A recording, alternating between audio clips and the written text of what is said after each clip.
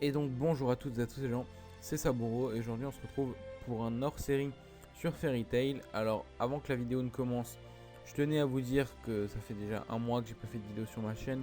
C'est tout simplement parce que j'avais pas trop l'envie. Après j'ai décidé de m'y remettre, tout doucement peut-être, mais j'ai décidé de m'y remettre. Donc on est parti pour un top 10 sur les personnages préférés des fans sur Fairy Tail.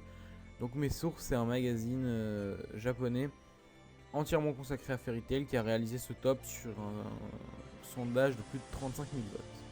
Allez, c'est parti. Et donc à la 10e position, nous retrouvons Carla, ce qui m'étonne beaucoup car moi c'est un personnage que j'aime pas du tout. Carla est une Exit qui apparaît dans l'arc Oration 16 aux côtés de Wendy Marvel.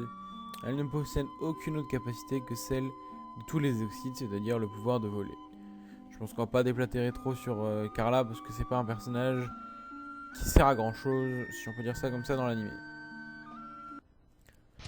Alors tout de suite à la 9ème position, on passe à un autre level, vraiment avec mon personnage de Fairy Tail préféré, c'est-à-dire Luxus. Luxus est un mage de Fairy Tail et aussi un chasseur de dragons de 2ème génération.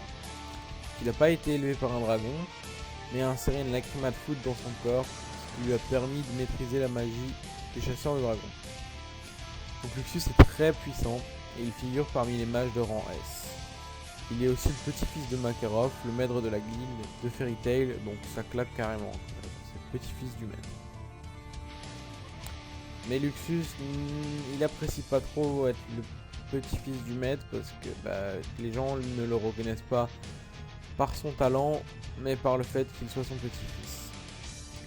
Donc au cours de l'animé, il va essayer de prouver qu'il est très fort et que son talent n'est pas dû au seul fait qu'il soit le petit-fils de Makarov. On continue à la 8ème position avec Jubia. Donc Jubia est une magicienne maîtrisant l'eau, qui est quand même une magie assez puissante.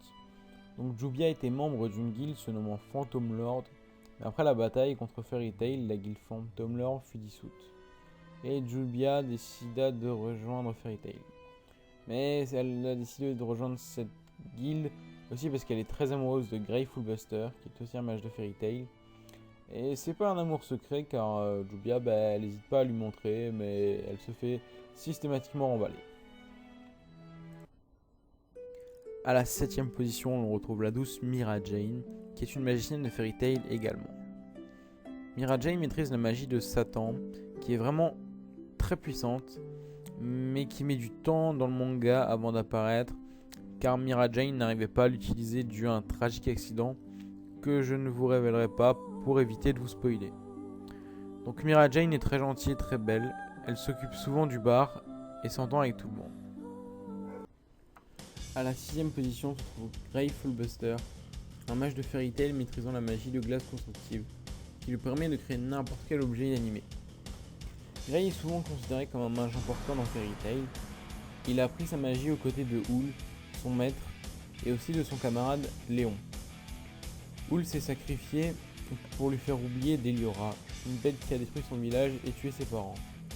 Gray se pose beaucoup de questions par rapport à Hool et cela le poursuivra durant le manga. Gray fait aussi partie de l'équipe de Natsu avec Erza et Lucie. Alors à la 5ème position, l'on retrouve Wendy Marvel de la guilde Fairy Tail. Wendy est une chasseuse de dragons première génération, c'est-à-dire qu'elle était élevée par le dragon céleste Grandinet. Sa magie n'est pas très forte, mais en tout cas elle est très pratique. Que la magie des dragons célestes, en fait c'est une magie de guérison qui peut s'avérer très utile, comme par exemple sur Natsu avec le sort de Troya qui fait qu'il perd son mal des transports. Voilà.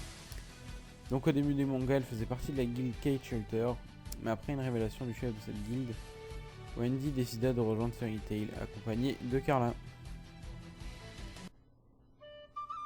Donc pour la 4ème position, on retrouve Happy. Donc Happy c'est un Exit tout comme Carla. Il est aussi le meilleur ami de Natsu, mais à certains moments dans le manga, il nous montre qu'il pouvait aussi se battre, malgré qu'il ne possédait aucun pouvoir à part celui de voler, contrairement à Carla. Happy raffole du poisson Et il est amoureux de Carla, sauf que Carla, bah, elle s'en fout complètement en fait d'Happy, elle le trouve même un peu bizarre, enfin un peu trop enfant on va dire. Bon, je vais pas continuer à parler de Happy parce que il est très présent dans l'animé, mais comme c'est un Exceed, il a pas vraiment de pouvoir, il a rien de particulier quoi, donc je pense pas que ça sert à quelque chose de parler plus de lui. On arrive à la troisième marche du podium avec la femme la plus badass et la plus classe de tout le manga, Erza Scarlet, alias Titania, de la guilde Fairy Tail. Donc Erza elle utilise une magie très particulière qui lui permet d'invoquer une armure et une arme en conséquence de la situation. Comme par exemple des armures qui résistent au feu ou à la foudre, ou des armures plus légères qui lui permettent de se déplacer plus rapidement. Erza est extrêmement forte et elle est mage de rang S. Erza a un lourd passé. Dans son enfance, elle a été exploitée pour travailler dans la tour du paradis. Et elle a réussi à tenir le coup grâce à Fairy Tail. Et donc elle fait aussi partie de l'équipe de Natsu avec Gray et Lucy. Et donc en deuxième place, on va parler du personnage principal du manga. Donc je parle de Natsu Dragonier. Donc Natsu est un chasseur de dragons première génération, tout comme Wendy précédemment, qui a été élevé par Ymir le dragon du feu. Donc Natsu est plutôt drôle en apparence, mais quand il combat il se donne vraiment à fond. Il peut même devenir très sérieux quand il passe en dragon mode.